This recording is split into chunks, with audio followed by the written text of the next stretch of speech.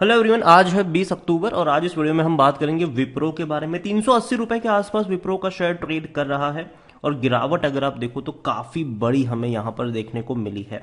और देखा जाए तो पूरी आईटी इंडस्ट्रीज में ही गिरावट देखने को मिली है क्योंकि यूएस बाजार दिक्कतों में है। लेकिन विप्रो की गिरावट जो है वो कुछ ज्यादा ही बड़ी है, क्योंकि एक साल में अगर आप देखोगे तो एक साल में विप्रो में 45% की गिरावट देखने को मिल रही है। 45% तक टूट चुका है विप्रो का शेयर, जबकि उसके कंपटीटर जो है इन्फोसिस, अगर आप देखोगे तो ये 16-17% की गिरावट दिखाई है इन्फोसिस ने।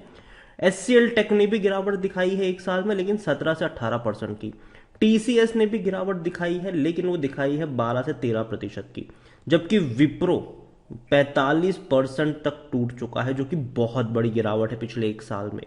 और इस वीडियो में हम उसी के बारे में डिस्कस भी करेंगे कि भैया जब इस तेजी से, जितनी तेजी से ये टूटा है, क्या उतनी तेजी से रिकवरी भी देखने को मिलेगी, या फिर ये 200 की तरफ ज्यादा नजर आ रहा है।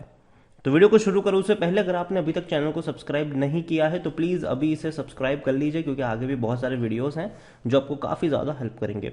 तो 380 के आसपास ट्रेड कर रहा है विप्रो का शेयर और एक साल में भयंकर गिरावट देखने को मिली है। 721 रुपए से लगातार ये टूटकर नीचे आया है, बिखर रहा है। ऑलमोस्ट कह सकते हैं कि 45 से 50% तक टूट चुका है ये अपने हाइस से। यहां पर अगर आप मैक्सिमम ग्राफ की बात करें तो विप्रो में इससे पहले भी एक बहुत बड़ी रफ्तार आई थी, बाद में बहुत बड़ा करेक्शन भी आया था, फिर तेजी, फिर गिरावट, फिर तेजी, फिर गिरावट। लेकिन अगर आप देखो तो लॉन्ग टर्म में पैसा बना है। हम विप्रो को लेकर एक चीज हमेशा कहते हैं कि आज से इतने साल पहले विप्रो में इतना लगाया होता तो इतना पैसा बन गया होता। हम कई बार ये एग्जांपल्स देते भी हैं, क्योंकि विप्रो में जो पैसा बना है वो शेयर की ग्रोथ से नहीं बना है, वो बना है इनके बोनसेस के थ्रू। विप्रो ने कई बार बोनस दिया है और इनके एक शेयर मल्टीप्लाई होकर कई कई कई ज्यादा बन चुके हैं और उसी से लोगों का काफी ज्यादा पैसा बना भी है।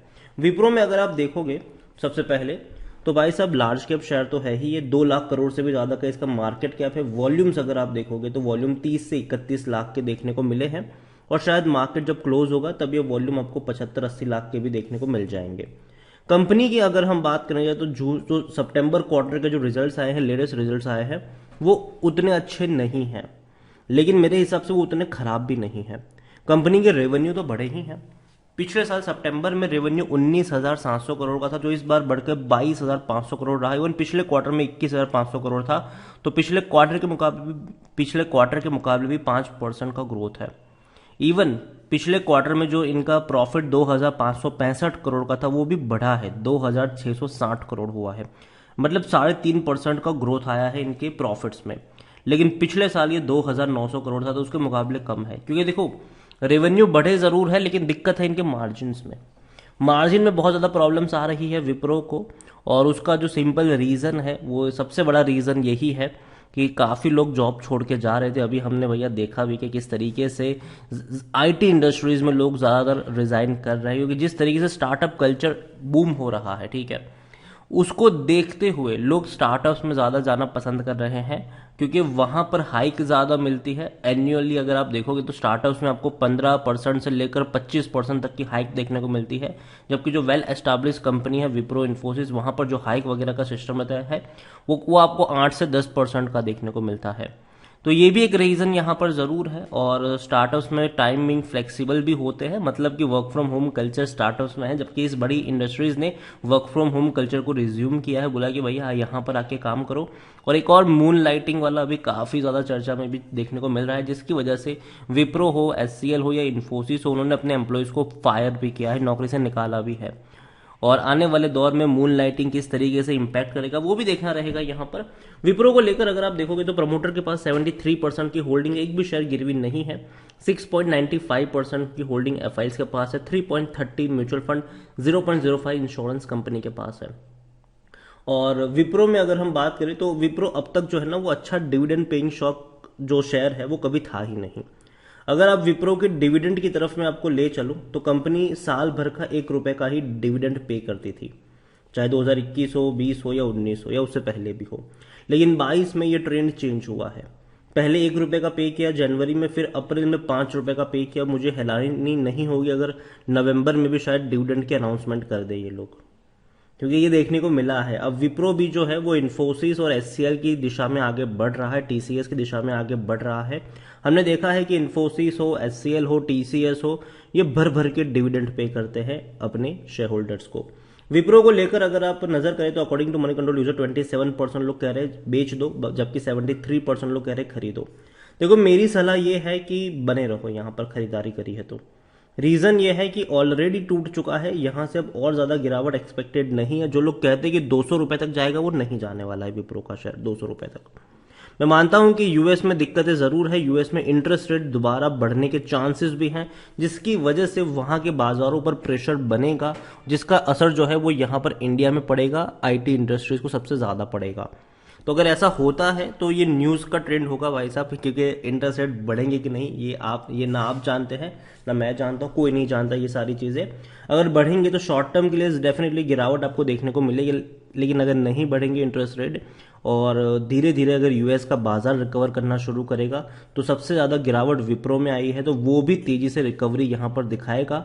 और डेफिनेटली ये जो मून लाइटिंग वाला और ये जो रेजिग्नेशन वाला सिस्टम, मतलब अभी जो कह सकते हैं कि जो इनके पीछे पड़ा हुआ है, वो कहीं ना कहीं आने वाले दिनों में सॉर्ट आउट हो जाएगा। क्योंकि देखो भैया, हर रोज कई सारे लोग एजुकेशन सिस्टम से बाहर निकलते हैं और कहीं ना कहीं नौकरी ढूंढने के लिए निकलते हैं, और विप्रो, इन्फोसिस, टीसीएस उन सबकी ड्रीम जॉब भी होती है। तो कहीं ना कहीं मैं मानता हूं कि और नए फ्रेशर्स जुड़ते जाएंगे यहाँ पर।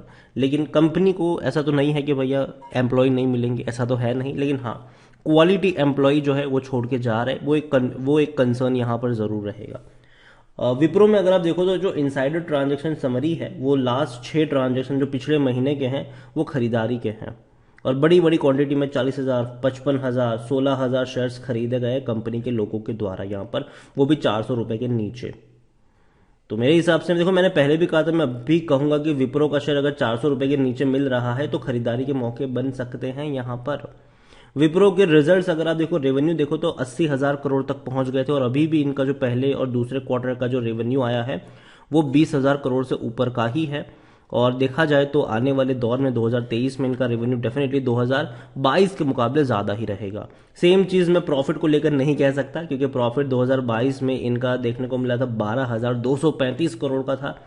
इस बार पहले क्वार्टर में 2,500 करोड़ रहा, दूसरे क्वार्टर में 2,600 करोड़ रहा। कुल मिलाकर अगर आप देखोगे तो इनका प्रॉफिट बनता है 5,200 करोड़ के आसपास का होता है, जो कि इसके एवरेज से कम है। आने वाले 2 क्वार्टर में अच्छा प्रॉफिट इनको कमाना पड़ेगा, जो कि थोड़ा सा बीट करना मुश्किल है। कि मुझे लगता है कि इतने ही रहेंगे जितने 2022 में थे, उतने ही शायद रह सकते हैं, या फिर थोड़ा बहुत उससे नीचे रह सकता है। विप्रो में अगर आप देखोगे तो अकॉर्डिंग टू टिकर टैप खरीदारी करने का सही मौका है, कोई शायद ओवरबोर्ड जोन में नहीं है, कोई भी रेड फ्लैग नजर नहीं आ रहा है। 16 का पी है, जो कि काफी सस्ता हो चुका है सेक्टर पी 25 के मुकाबले। तो पहली चीज तो ये कि शेयर सस्ते वैल्यूएशन के ऊपर अभी अवेलेबल है, और इसीलिए 23% एनालिस्ट भी कह रहे हैं कि खरीदारी करो, ठीक है। और विप्रो में डिविडेंड अट्रैक्टिव पे नहीं कर रहा है, लेकिन मुझे लगता है कि अब धीरे धीरे अट्रैक्टिव पे कर सकता है ये, और चीजें चेंज हो सकती है यहाँ पर। लॉन्ग टर्म में बैंक एफडी से भी अच्छा पैसा बनाकर दिया, करंट प्राइस भी कम हो चुकी है। होल्डिंग के बारे में अगर आप देखोगे तो भैया बड़े बड़े लोग ही ज्यादा होल्डिंग लेकर बैठे हैं। रिटेल इन्वेस्टर के पास मुश्किल से 4.43% की होल्डिंग है। हालांकि ये जून का डाटा है, अभी सितंबर में कैसा होगा ये आने वाला वक्त ही बताएगा, और जैसे ही शेयर होल्डिंग पैटर्न आएगी डेफिनेटली मैं आपको उसके बारे में भी अपडेट कर दूंगा कि क्या चेंज हुआ है, किसने खरीदा है, किसने बेचा है। तो ओवरऑल विप्रो खरीदारी करी है, बने रहो यहाँ पर, बेचने की जरूरत नहीं है। लॉन्ग टर्म का खिलाड़ी है ये, और 400 के नीचे मुझे पसंद आता है विप्रो का शेयर। डेफिनेटली आप चाहो तो ऐड कर सकते हो, लेकिन अगेन मैं कह दूं ऐसा नहीं है कि यहाँ से ये मतलब रॉकेट बन जाएगा। याद रखिए, कहीं ना कहीं इनका जो पूरी की पूरी ग्रोथ सिस्टम है वो यूएस बाजारों के ऊपर डिपेंडेंट है, और जो कंट्रोवर्सी अभी देखने को मिली है, चाहे वो मून लाइटिंग को लेकर हो या फिर रेजिग्नेशन को लेकर हो, वो समय रहते सॉर्ट आउट हो जाएगी। ऐसा नहीं कि ये चीजें परमानेंट है, लेकिन ऐसे वक्त में ही खरीदारी के मौके बनते हैं, और ऐसे वक्त में ही अच्छी कंपनियों पर दाव लगाना सही रहता है। मुझे विप्रो भी पसंद है, इन्फोसिस भी पसंद है, एचसीएल भी पसंद है, टीसीएस भी पसंद है, और ऐसे में अगर यहां पर गिरावट आती है, खरीदारी के मौके जरूर बनते नजर आ सकते हैं। तो वीडियो को यहीं पे एंड करूंगा। पसंद आया हो तो लाइक करो, शेयर करो, चैनल अगर पहली बार आए तो प्लीज सब्सक्राइब करो। विप्रो के बारे में आप क्या सोचते हैं वो भी आप मुझे कमेंट में लिखकर बता सकते हैं। Thank you.